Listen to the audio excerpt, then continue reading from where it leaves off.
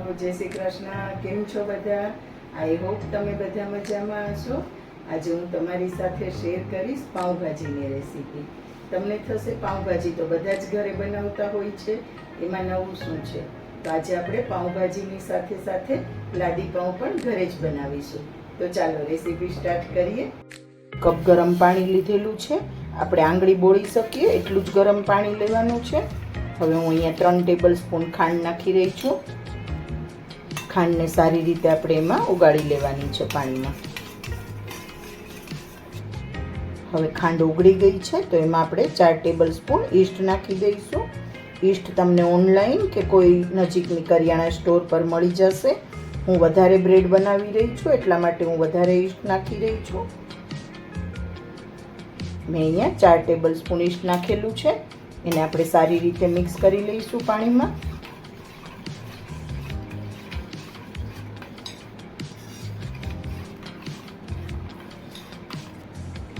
હવે 10 મિનિટ માટે આપણે એને રેસ્ટ આપી દઈશું.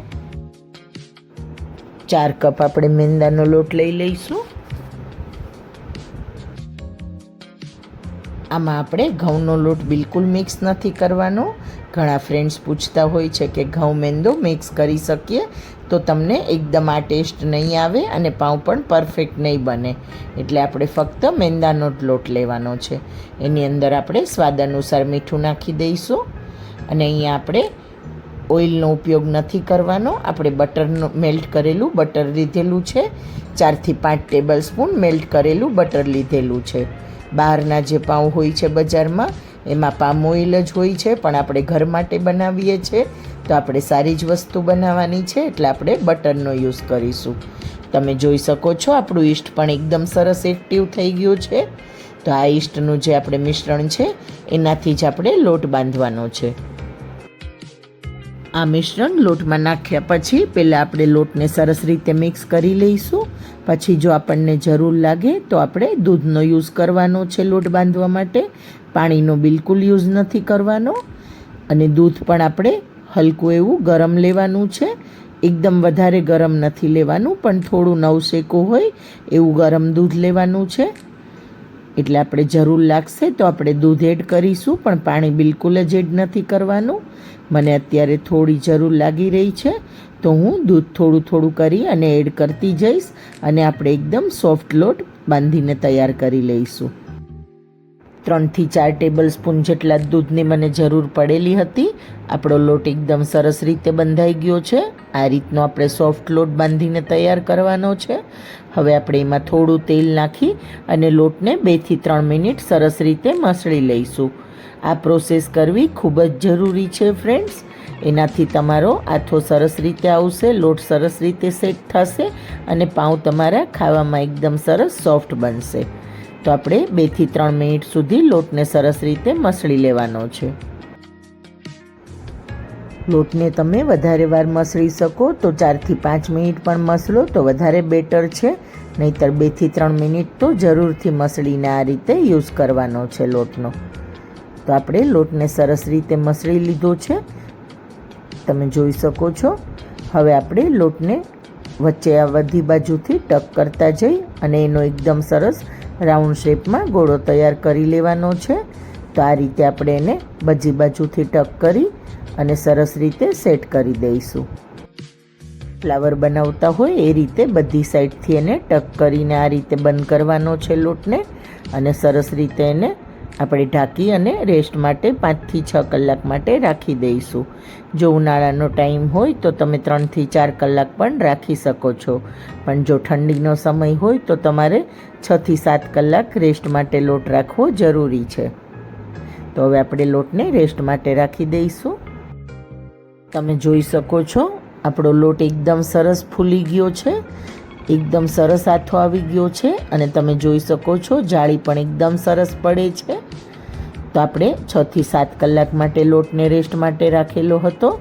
તો હવે આપણે ફરીથી એ જ પ્રોસેસ કરવાની છે ફ્રેન્ડ્સ. લોટને 3 થી 4 મિનિટ સરસ રીતે ફરીથી આપણે મસળવાનો છે. લોટને ફરીથી મેં 2 થી 3 મિનિટ સરસ રીતે મસળી લીધો છે. હવે આપણે લોટમાંથી અલગ અલગ પાર્ટ કરી લઈશું.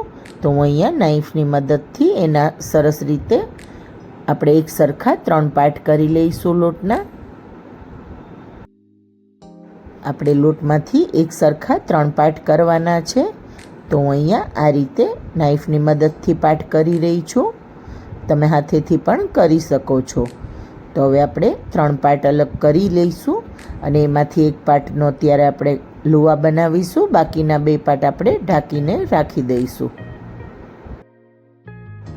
હવે આપણે જે બચેલો લોટ છે, જે આપણે લુવા બનાવવા માટે રાખેલો છે, એને ફરીથી એકવાર સરસ રીતે મસળી લઈશું અને એમાંથી એક સરખા લુવા કાપીને તૈયાર કરી લઈશું. હવે આટલા લોટમાંથી આપણે અત્યારે 4 લુવા તૈયાર કરીશું. જો તમે નાના પાઉં બનાવી રહ્યા હોય તો 5 લુવા અથવા તો 6 લુવા પણ બનાવી શકો છો. પણ હું થોડા મોટા પાઉં બનાવી રહી છું એટલે આપણે 3 થી 4 જ લુવા બનશે. તો હું અત્યારે 4 લુવા કાપી રહી છું. એટલામાંથી એક સરખા આપણે 4 લુવા કાપી અને તૈયાર કરી લઈશું. હવે જે આપણે લુવા બનાવીને રાખેલા છે એને ફરીથી આપણે જે ફ્લાવરનો શેપ હોય એ રીતે વચ્ચે ટક કરતા જવાનું છે અને એ રીતે આપણે એને બંધ કરતા જવાનું છે. આ રીતે ફ્લાવરની જેમ શેપમાં આપણે વચ્ચે એને ટક કરતા જઈશું. એનાથી આપણા પાઉં એકદમ પરફેક્ટ બનશે. તો બધા જ લુવાને આપણે આ રીતે તૈયાર કરી લઈશું. જો તમને અત્યારે દેખાઈ રહ્યું છે હું કઈ રીતે કરી રહી છું ફ્રેન્ડ્સ, આ જ રીતે આપણે બાકીના બધા લુવામાંથી પણ પાઉં બનાવી અને તૈયાર કરવાના છે. તો આ બાજુ મેં ઓવનની ટ્રે લઈ લીધેલી છે અને ટ્રેની ઉપર આપણે બટર પેપર રાખી દીધું છે. એની અંદર આપણે આ રીતે બધા લુવામાંથી પાઉં બનાવી અને તૈયાર કરી લઈશું.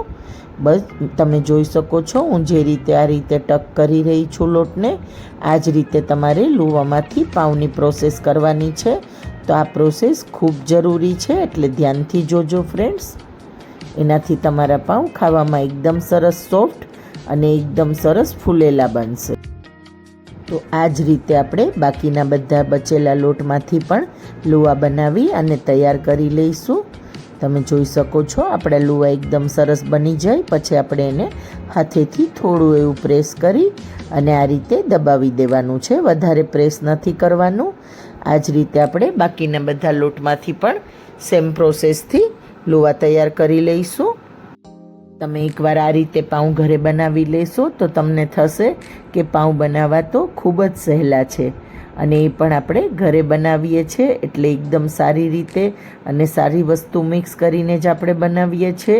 કોઈ ભેળસેળ વાળી વસ્તુ આપણે યુઝ નથી જ કરવાના.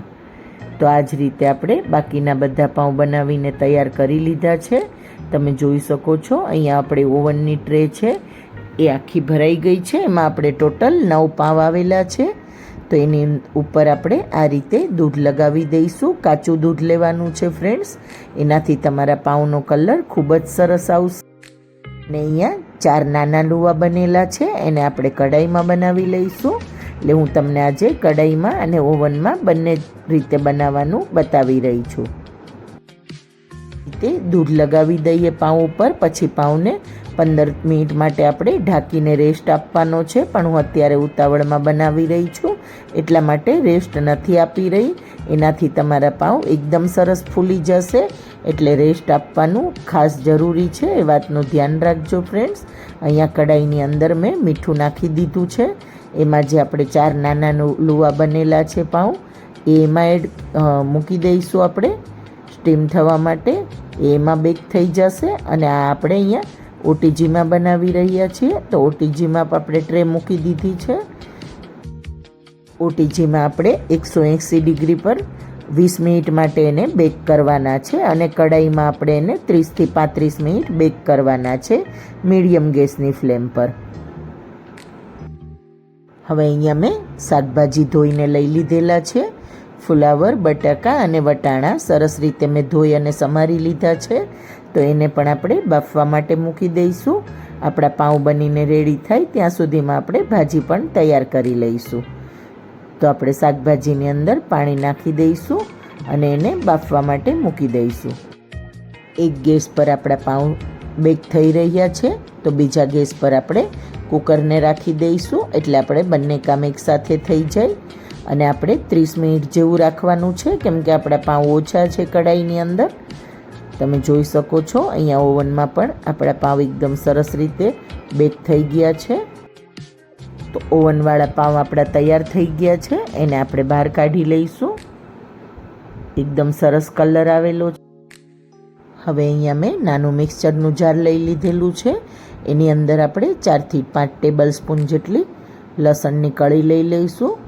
એની અંદર જ આપણે લીલી મરચી એડ કરી દઈશું. તમે જે પ્રમાણે તીખું ખાવાનું પસંદ કરતા હોય એ પ્રમાણે મરચી ઓછી વધારે લઈ શકો છો. હું અહીંયા અત્યારે 3 મરચી એડ કરી રહી છું. અને એની અંદર જ આપણે આદુનો એક ટુકડો પણ એડ કરી દઈશું, એટલે આપણે આદુ મરચી લસણની પેસ્ટ એકસાથે જ બનીને તૈયાર થઈ જાય. તમે તીખું ન ખાવાનું પસંદ કરતા હોય તો તમે એક જ મરચી નાખી શકો છો, અથવા તો સ્કીપ પણ કરી શકો.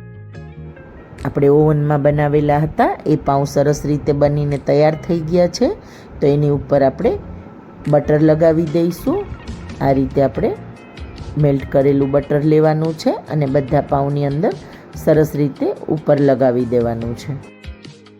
તમે જોઈ શકો છો ફ્રેન્ડ્સ, આપણા પાઉં એકદમ સરસ રીતે ફૂલી ગયા છે અને ખૂબ જ સરસ કલર પણ આવેલો છે.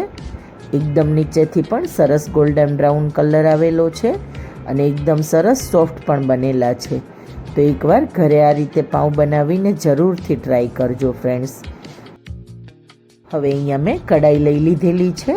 તો એની અંદર આપણે 5 ટેબલ સ્પૂન જેટલું તેલ લઈ લઈશું. તેલ એકદમ ગરમ થાય એટલે આપણે એમાં થોડી હિંગ નાખી અને અહીંયા મેં ડુંગળી ઝીણી કટ કરીને લીધેલી છે. મેં અહીંયા 4 મોટી ડુંગળી લીધેલી છે, એને એકદમ ઝીણી સમારી લીધી છે. તો આપણે ડુંગળીને 2 થી 3 મિનિટ સરસ રીતે તેલમાં સાતળી લઈશું. 1 થી 2 મિનિટ આપણી ડુંગળી સરસ રીતે સતળાઈ જાય એટલે જે આપણે લસણને આદુની પેસ્ટ બનાવીને રાખેલી છે એને એમાં એડ કરી દઈશું. હું અહીંયા બધી જ પેસ્ટ એડ કરી રહી છું. તમે જે પ્રમાણે પસંદ હોય એ પ્રમાણે લસણ અને આદુને મરચાં લઈ શકો છો, ઓછા વધારે કરી શકો છો. હવે આપણે ડુંગળીને એકદમ ગોલ્ડન બ્રાઉન થાય, એમાંથી તેલ છૂટું પડવા માંડે ત્યાં સુધી કૂક કરવાની છે. તો ડુંગળીને આપણે મીડિયમ ગેસની ફ્લેમ પર સરસ રીતે કૂક થવા દઈશું. ત્યાં સુધીમાં આપણા જે કઢાઈમાં હતા એ પાઉં પણ તૈયાર થઈ જશે. તો હવે આપણે એ પાઉંને પણ ચેક કરી લઈશું, કેમ કે મેં એકદમ સ્લો ગેસ પર રાખેલા હતા એટલે એને થોડી વાર લાગેલી છે ફ્રેન્ડ્સ. અને મેં અહીંયા પાઉં એક પ્લેટમાં નથી રાખેલા, જે આપણું કેક ટીન હોય એની અંદર તૈયાર કરેલા છે. તમે સ્ટીલની પ્લેટ પણ લઈ શકો છો. હવે આપણી ડુંગળી પણ અહીંયા સરસ સોફ્ટ થઈ ગઈ છે, એકદમ સરસ એમાંથી તેલ છૂટું પડી ગયું છે. તો અહીંયા મેં 4 મોટા ટમેટાં ઝીણા કાપીને લઈ લીધેલા છે, એને આપણે એમાં એડ કરી દીધા છે અને એને પણ સરસ રીતે કૂક થવા દઈશું. હવે આપણે એમાં થોડા મસાલા એડ કરી દઈશું. 1/2 ટેબલ સ્પૂન મીઠું, 1/2 ટેબલ સ્પૂન હળદર પાવડર અને 1 ટેબલ સ્પૂન લાલ મરચું પાવડર નાખી દઈશું. 1/2 ટેબલ સ્પૂન ધાણા જીરું પાવડર એડ કરી દઈશું અને સરસ રીતે આપણા મસાલા પણ એમાં મિક્સ થઈ જશે. અને આપણે ગેસની ફ્લેમને મીડિયમ જ રાખવાની છે, ફાસ્ટ ગેસ નથી રાખવાનો. હવે આપણે 3 થી 4 મિનિટ આપણા ટમેટાં એકદમ સોફ્ટ થાય ત્યાં સુધી કૂક થવા દઈશું. અહીંયા તમે જોઈ શકો છો આપણે જે કઢાઈમાં મૂકેલા હતા એ પાઉં પણ એકદમ સરસ રીતે કૂક થઈ ગયા છે, બેક થઈ ગયા છે. કેક ટીનની જગ્યાએ પ્લેટ પણ રાખી શકો છો કોઈ સ્ટીલની. હવે આપણા ડુંગળી અને ટમેટાં સરસ રીતે કૂક થઈ ગયા છે. તો આપણે એને મેશરની મદદથી આ રીતે થોડા મેશ કરી લઈશું. અને મેશ કર્યા પછી પણ આપણે એને 2 થી 3 મિનિટ સરસ રીતે કૂક થવા દઈશું. એનાથી એકદમ આપણી ગ્રેવીમાંથી તેલ છૂટું પડી જશે અને ગ્રેવી એકદમ સરસ ચડી જશે આપણી. તો તમે જોઈ શકો છો આપણે સરસ રીતે એમાંથી તેલ રિલીઝ થઈ ગયું છે. તો હવે આપણે જે બટેટા અને વટાણા બાફીને રાખેલા હતા એ એમાં મેશ કરેલા એડ કરી દઈશું.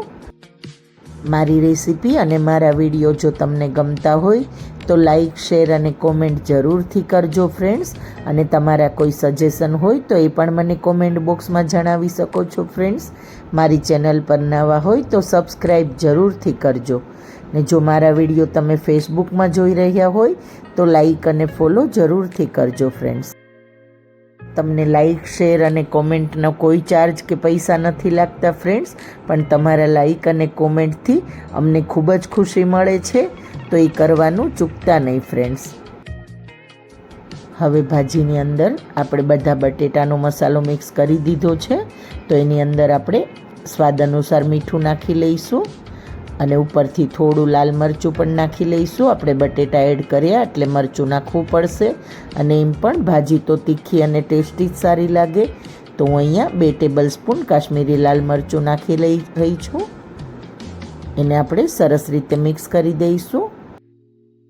હવે આપણે 2 થી 3 મિનિટ સરસ રીતે એને કૂક થવા દઈશું, એટલે આપણા બધા જ મસાલા ભાજીમાં સરસ રીતે મિક્સ થઈ જાય અને એમાંથી તેલ પણ છૂટું પડી જાય, એટલે આપણે ભાજીને સરસ રીતે ગરમા ગરમ સર્વ કરી શકીએ. તો તમે જોઈ શકો છો આપણી ભાજી અહીંયા સરસ રીતે એકદમ સરસ કલર આવી ગયો છે અને એમાંથી તેલ પણ છૂટું પડવા લાગ્યું છે. તો હવે અહીંયા આપણે લીંબુનો રસ ઉપરથી એડ કરી દઈશું. લીંબુ તમે તમારા ટેસ્ટ પ્રમાણે ઓછું વધારે નાખી શકો છો. હવે અહીંયા આપણી ભાજી સરસ રીતે તૈયાર થઈ ગઈ છે, તો એની ઉપરથી આપણે ગરમ મસાલો નાખી દઈશું. હું અહીંયા 1/2 ટેબલ સ્પૂન ગરમ મસાલો નાખી રહી છું, કેમ કે મારો ગરમ મસાલો ઘરે બનાવેલો છે એટલે એકદમ સ્ટ્રોંગ છે. તમે જો બજારનો ગરમ મસાલો યુઝ કરતા હોય તો 1 ટેબલ સ્પૂન નાખી શકો છો. એને પણ આપણે સરસ રીતે ભાજીમાં મિક્સ કરી દઈશું. એ ગરમ મસાલાની રેસીપી તમને જોવી હોય તો મારી ચેનલ પર મળી જશે, તો એમાં તમે જોઈ શકો છો. હું આખા વરસ માટે ગરમ મસાલો બનાવી અને સ્ટોર કરી લઉં છું. તો આપણી ભાજી તૈયાર છે. ઉપરથી આપણે લીલી કોથમીર નાખી દઈશું અને ગરમા ગરમ સર્વ કરી દઈશું. મળીએ તો નવા વિડીયોમાં. Thank you friend.